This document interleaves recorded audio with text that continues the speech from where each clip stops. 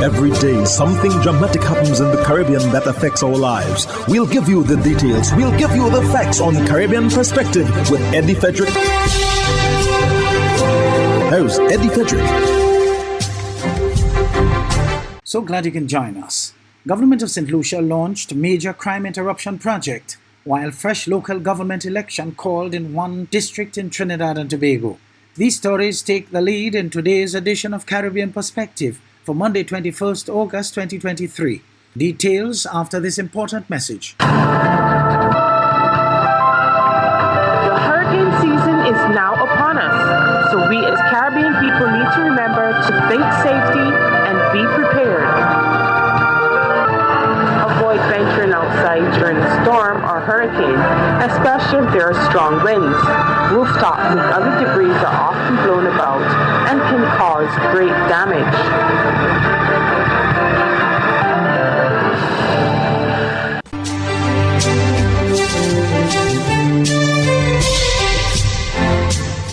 Welcome back.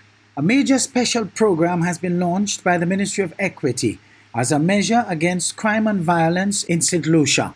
The project's main objective is to reduce violence at the community level by diverting youth from risky behaviors towards opportunities for self-development and growth.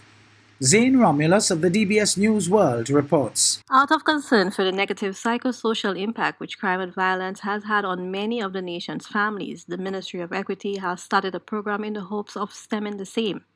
The Crime and Violence Interruption Project, or CVIP, will see, among other things, the training of several at-risk youth in critical life skills.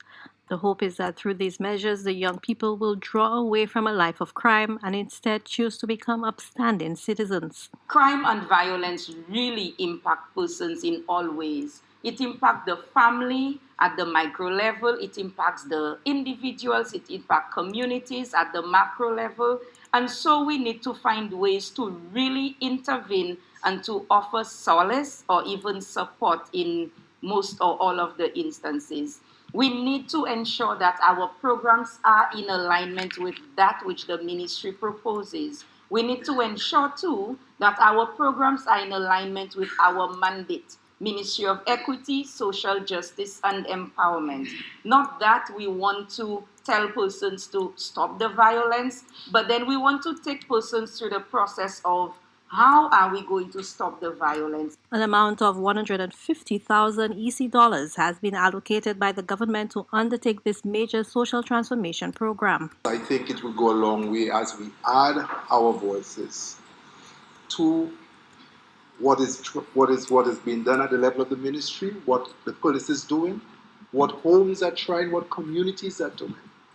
We do not need to have a program for us to lend our voice and add and speak to somebody. So often I see persons are recording the wrong things happening as against using an opportunity to say stop it.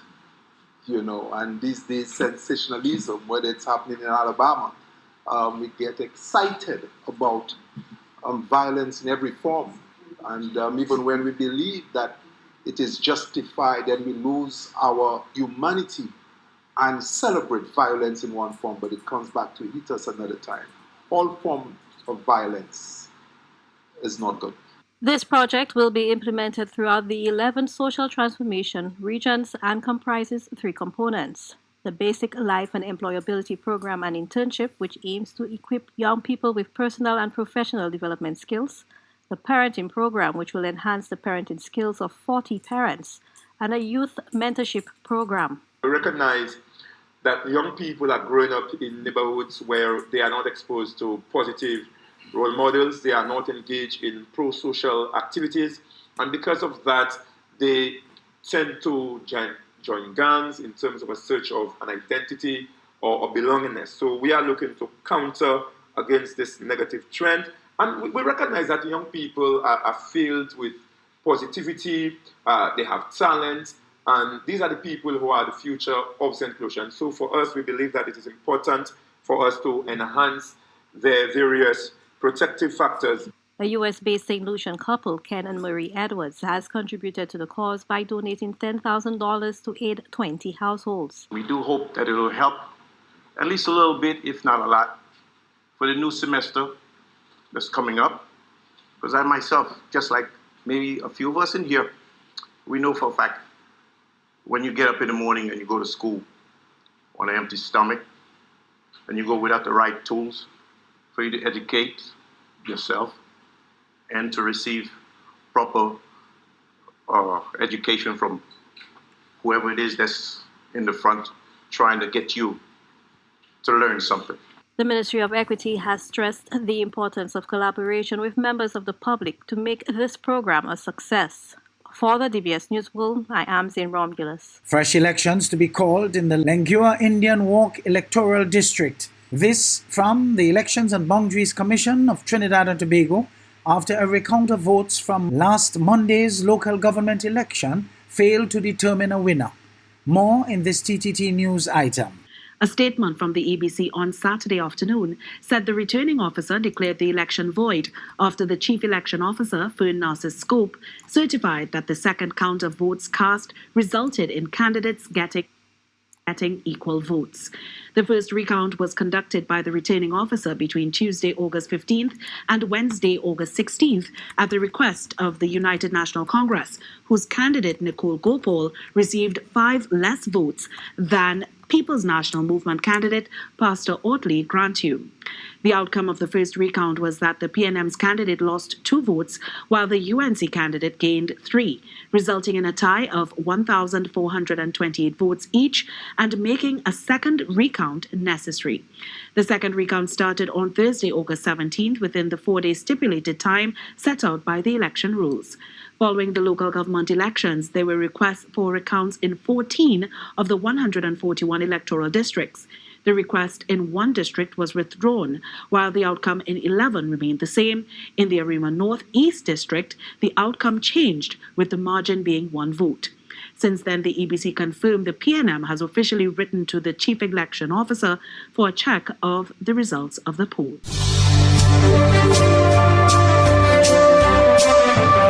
You're listening to Caribbean Perspective with Eddie Frederick.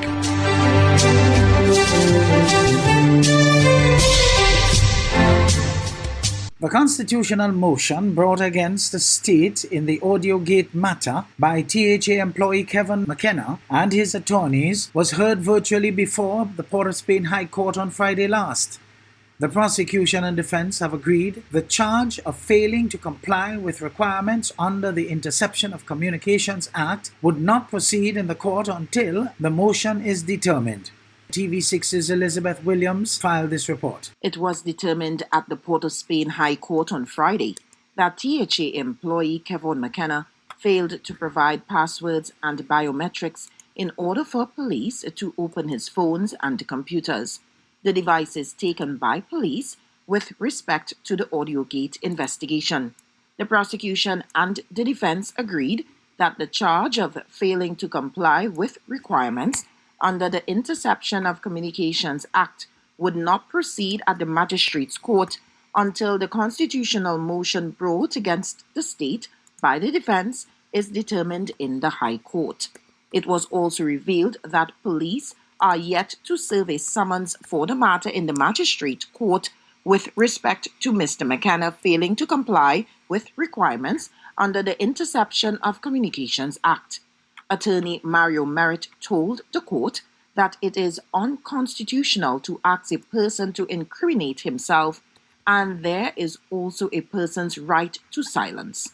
To give passwords is to ask a person to incriminate themselves if there is anything inside the devices. The attorney stated this cannot be constitutional, and as a result, if this is determined to be so at the High Court, then the charge placed upon Mr. McKenna should not exist. The matter has been adjourned to October 26th. Education Secretary Dorisha Hackett, who is also facing a similar charge of failing to comply with requirements under the Interception of Communications Act, has had a stay in her matter. She also filed judicial review proceedings against the Trinidad and Tobago Police Service. These charges and constitutional motions come as the investigation into Audiogate continues.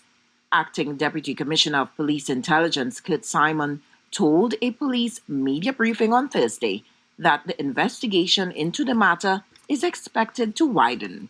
Elizabeth Williams, TV6 News. In the meantime, whistleblower Akil Abdullah claims that he has damning information on THA Chief Secretary Farley Augustine that can cause Mr. Augustine to resign from the Tobago House of Assembly. Mr. Abdullah spoke on a Tobago talk show on Wednesday night.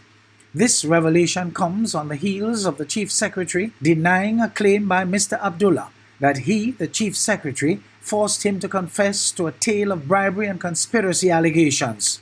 TV6's Elizabeth Williams again with more. The Chief Secretary engaged in a number of questionable things. And I did pass that on to Mr. Dennis, right? And I have currently still in my possession information. If I give it to you tonight here, by the time morning comes, as a matter of fact, Tobago would not sleep. And when tomorrow comes, we would have, for the very first time in the history of the THA, a Chief Secretary resigning. The information is that troubling. Mr. Abdullah appears to have been playing both sides of the political divide, claiming to have dirt on the PNM as well as the former PDP, now TPP members. The story gets more interesting as during the show Vox Populi, hosted by Barrington Skippy Thomas, PNM Tobago Council political leader Ansel Dennis was contacted via telephone, and he admitted whistleblower Akil Abdullah was his informant. This was previously confirmed by WhatsApp messages revealed between Mr. Dennis and Mr. Abdullah. But of course, if Mr. Abdullah is comfortable with revealing the fact that he was or is, I don't know where we are now, one of my informants, who by the way came to me and informed me of a couple things. One, that there were efforts by this current administration, when they were PDP, to destroy Tobago contractors. Abdullah later said he retracted his statements of bribery and conspiracy allegations he previously made against the politicians to the police in a signed letter. Mr. Abdullah then confirmed that as a former member of various opposition political parties, including the ILP and the PDP, he has betrayed his colleagues. Would you agree that you betrayed your colleagues? Would you describe your actions to have betrayed your colleagues? Yes, of course. This is politics, no skipping. Yeah. We sit here in Trinidad and Tobago and we speak about integrity, we speak about morality. Yeah. Really, Skippy, those things does not exist.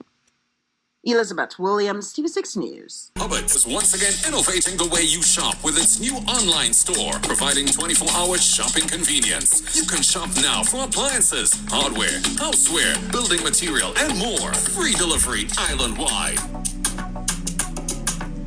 Start shopping now at hubbardshardware.gd. Safe, convenient, reliable.